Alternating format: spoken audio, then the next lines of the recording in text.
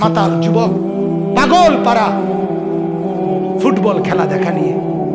বিশ্বকাপ, বিশ্বকাপ, জীবন মানে বিশ্বকাপ।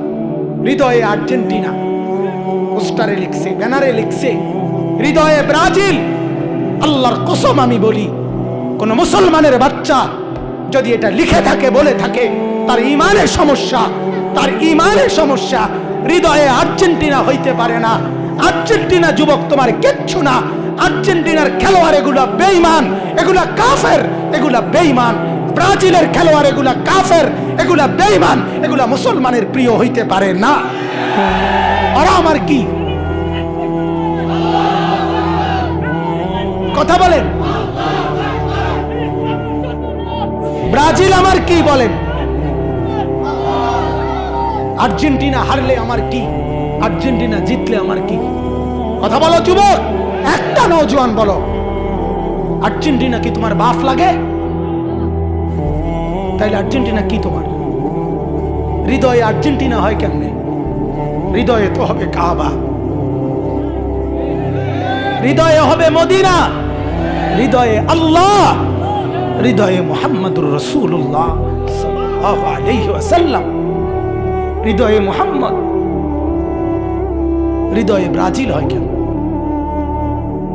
কোন লজ্জায়, কোন শরমে? আয় হায় হায় হায়, কোটি কোটি টাকা মুসলমানের সন্তান নষ্ট করে ফেলছে। জীবনের কোনো লক্ষ্য উদ্দেশ্য নেই, টার্গেট নাই।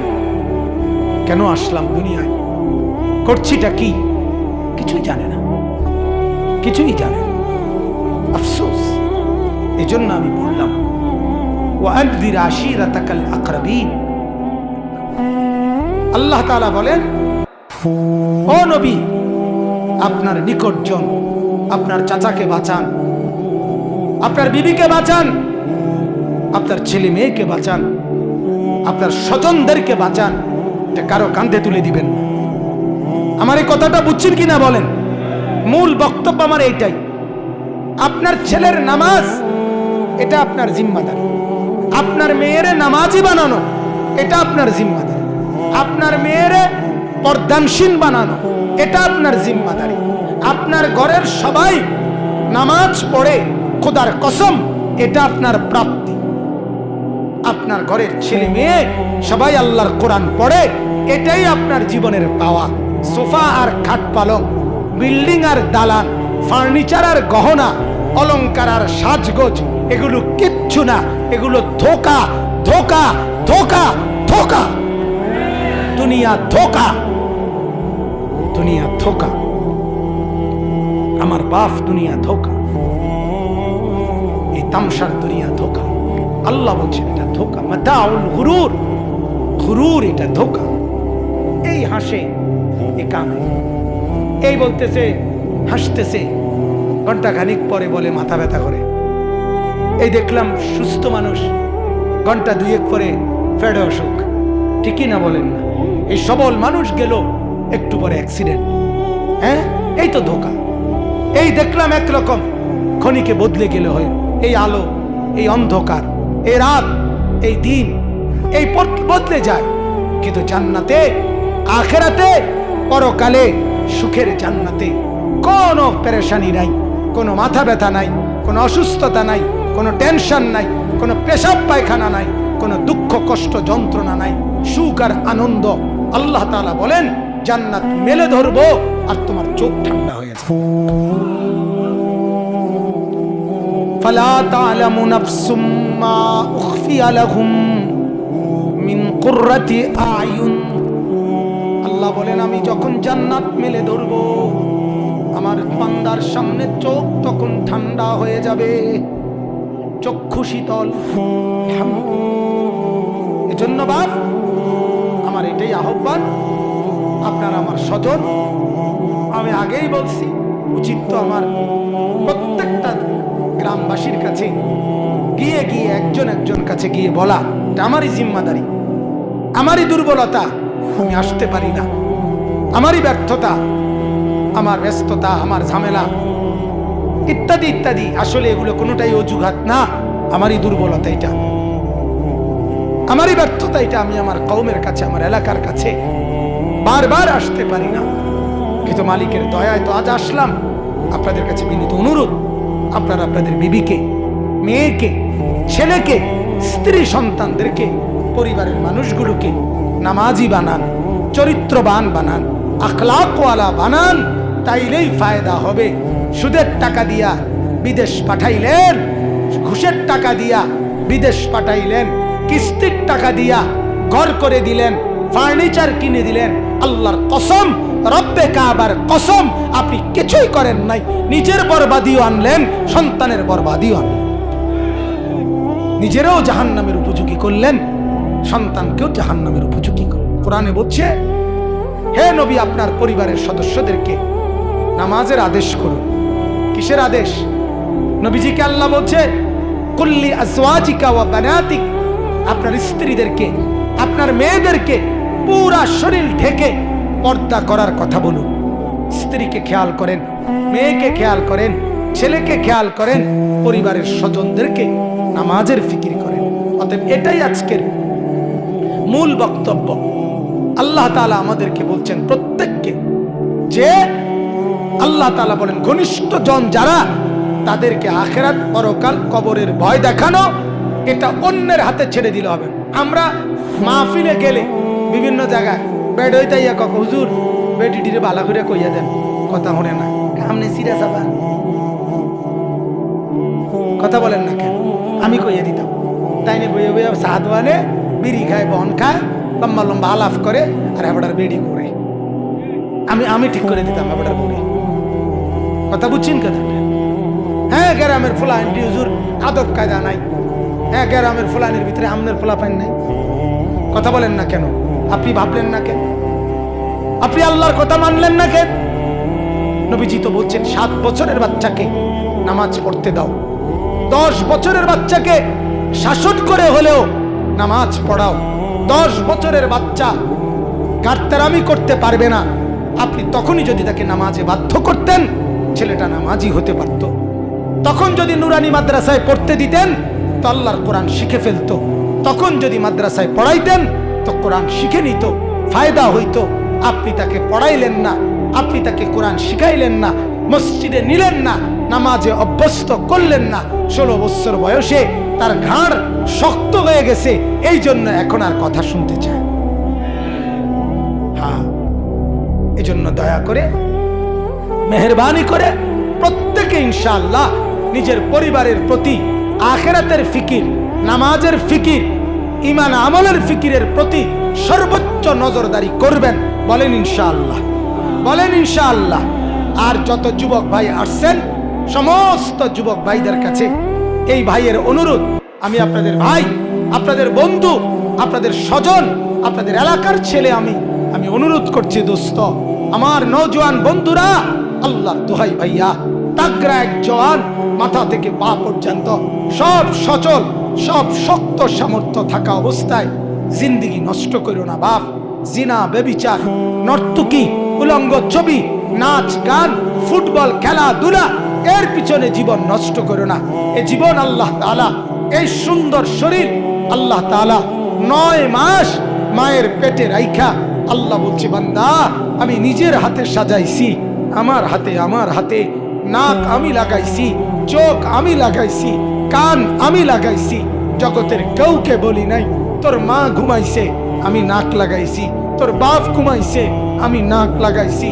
9 মাস পরে আমি একদিন তোর মায়ের রেহেম থেকে, তোর মায়ের পেট থেকে এমন সুন্দর ফুটফুটে আদরের সন্তান বের করেছি। আল্লাহ বললেন, এটা আমি করেছি বান্দা।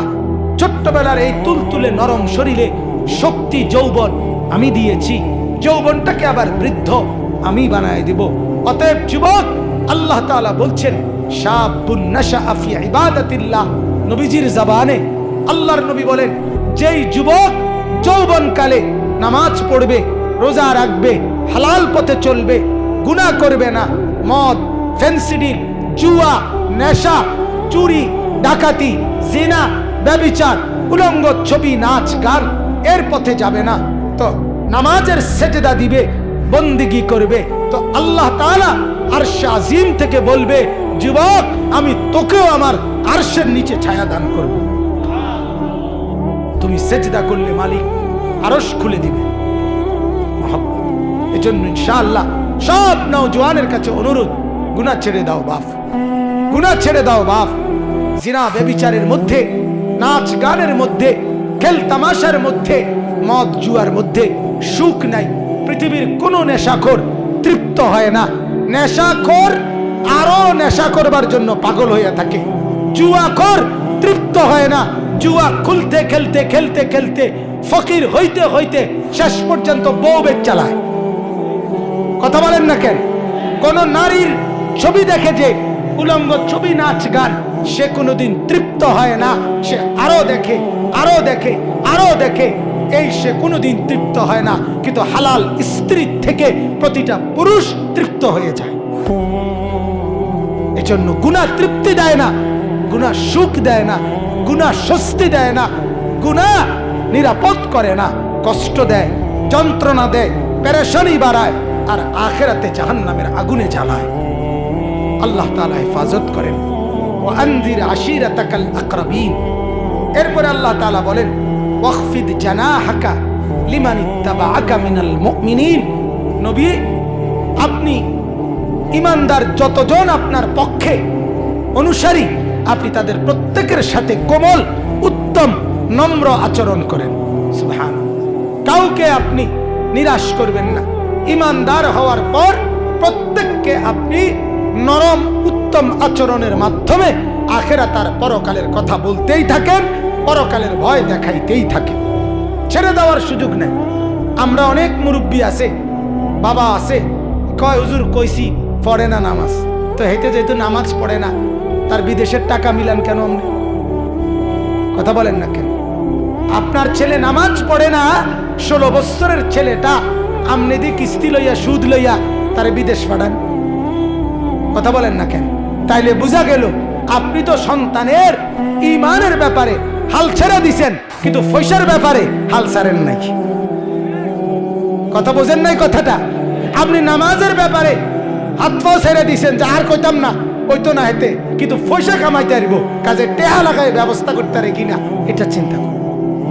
তাহলে আপনি দুনিয়ার ব্যাপারে হাল ছাড়েন নাই, আখিরাতের ব্যাপারে হাল ছেড়ে দিলেন কেন বলে? এরপরে আল্লাহ তাআলা বলে, না হুজুর, বিশ্বাস করেন, লক্ষবার বলছি, কোটিবার বলছি, কোনোভাবেই ছেলেটাকে পারলাম না, কোনোভাবেই মেয়েটাকে পারলাম না। হতে পারে, হতে পারে কিনা বলেন?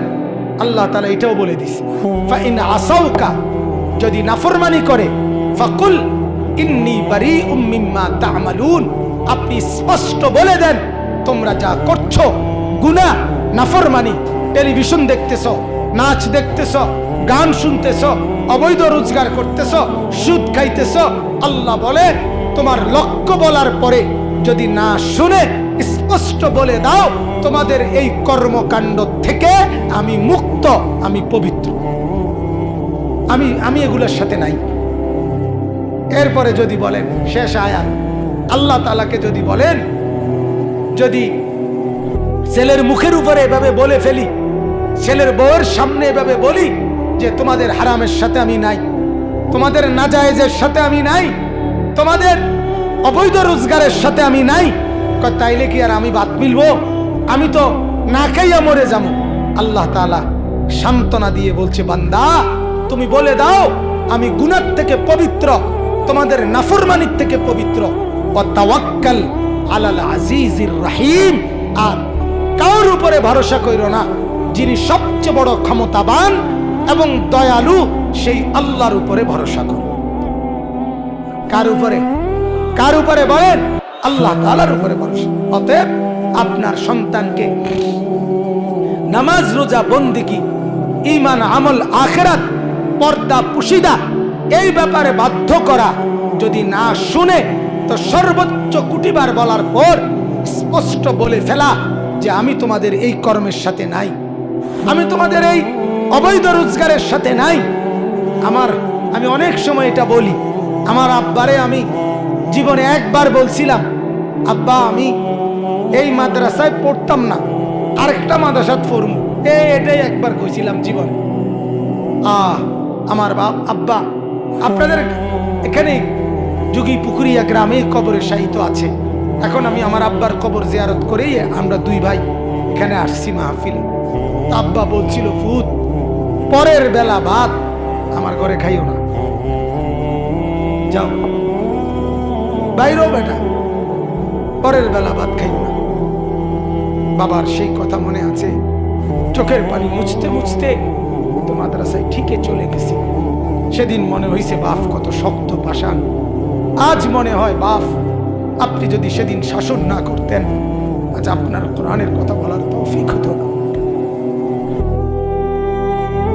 এটাই বাস্তব। মাকে মজবুত হইতে হবে, বাবাকে মজবুত হইতে হবে। তুমি নামাজ পড়বা, নয়তো আমি তোমার সাথে নাই। তুমি সেজদা করবা, নয়তো আমি তোমার সাথে নাই। তুমি স্ত্রী পর্দা করো, নাহলে আমি তোমার সাথে নাই। তুমি ছেলের বউ পর্দা করো, নয়তো আমি তোমার রান্না খাবো না। খোদার কসম, না খাইয়া মরবেন না, আল্লাহ খাওয়াবে। আর যদি না খেয়ে মরে যান, তাইলে মৃত্যুর সাথে সাথে জান্নাতে চলে যাবে।